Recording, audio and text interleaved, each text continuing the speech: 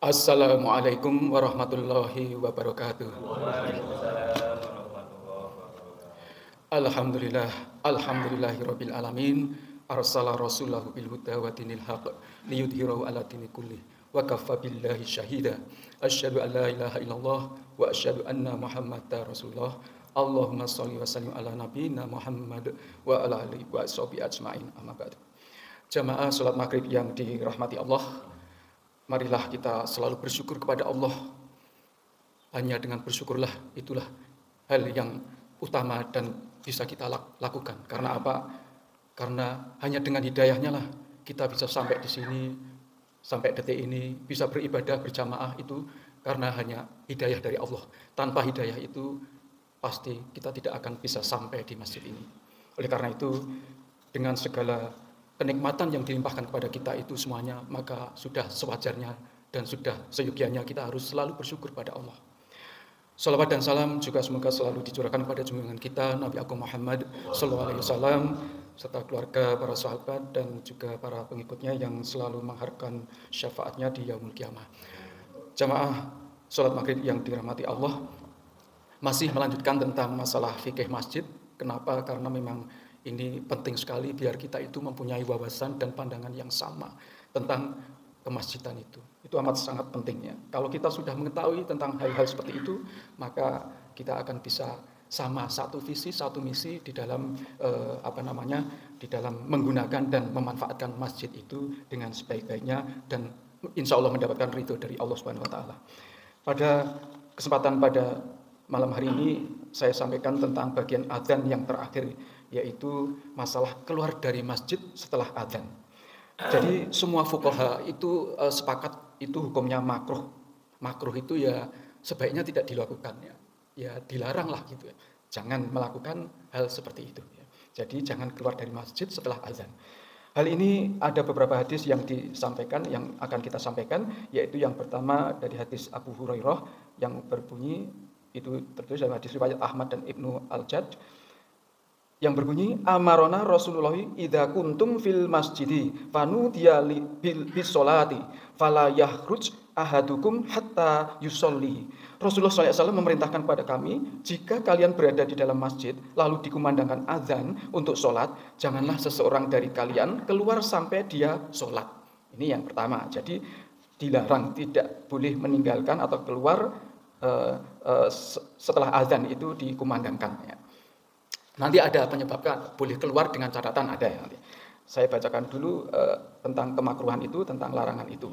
Senada dengan itu, Abu Hurairah juga diriwayatkan oleh Muslim dan Abu Dawud yang berbunyi, kharaja rajulun minal masjidi ba'dama adzanal muadzinu faqala amma hada faqad asa Abul Qasim. Seseorang keluar dari masjid setelah muadzin mengumandangkan azan. Abu Hurairah berkata, adapun orang ini dia telah durhaka kepada Abu Al-Qasim. Abu Al-Qasim itu adalah Rasulullah SAW. Jadi ini senada. Yang ketiga itu diriwayatkan dari Utsman bin Affan. Ia berkata bahwa Rasulullah SAW bersabda, man adrakahul adanu fil masjidi summa kharaja lam yahruj lihajatin wa huwa la yuridur raj'ata fahuwa munafiqun. Siapa yang mendapati azan di dalam masjid kemudian dia keluar bukan karena suatu keperluan dan dia tidak ingin kembali, maka dia adalah orang munafik. Itu Ibnu Majah, hadis riwayat Ibnu Majah. Jadi ketika hadis tersebut, sabda Rasulullah yang disampaikan oleh masing-masing perawi itu senada bahwa meninggalkan masjid setelah adzan dikumandangkan itu dilarang, tidak diperbolehkan. Bahkan yang terakhir itu Rasulullah menandaskan di dalam hadis Al-Bukhari dan Muslim yang berbunyi, idza nudiyalis sholati adbara syaitanu walahu duratun hatta la yasma'at ta'addina.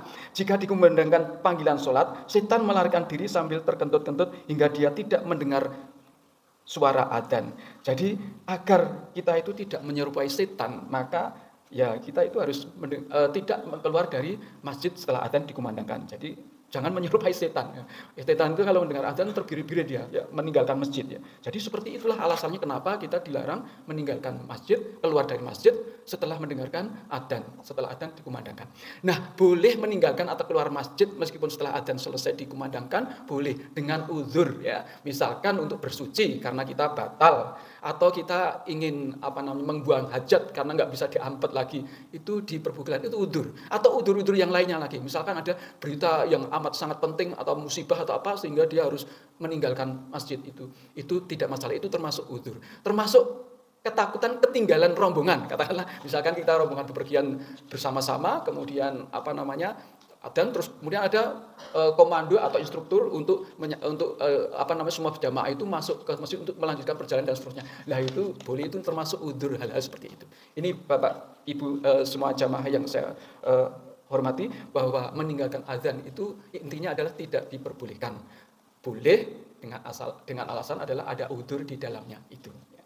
Kemudian yang kedua terakhir yaitu menoleh kepala ketika mengumandangkan azan. Jadi kalau azan itu kita kadang-kadang melihat si muadzin itu melihat kanan, melihat kiri begitu.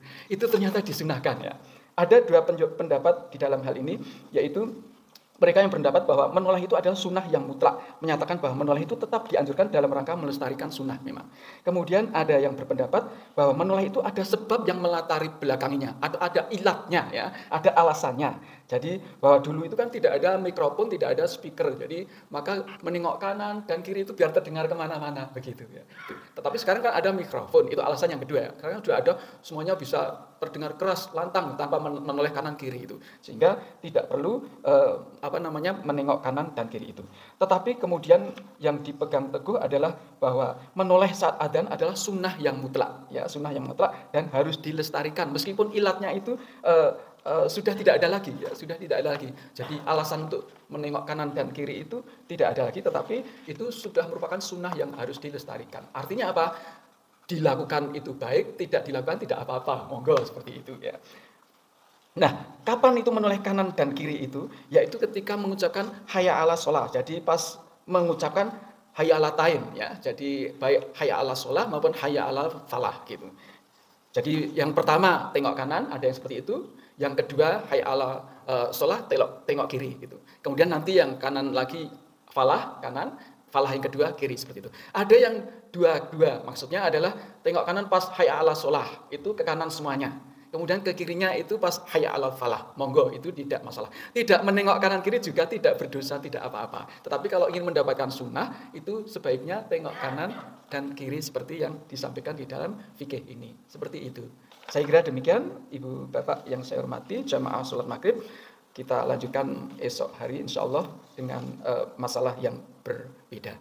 Kurang lebihnya mohon maaf. Wabillahi taufiq wal hidayah. Assalamualaikum warahmatullahi wabarakatuh.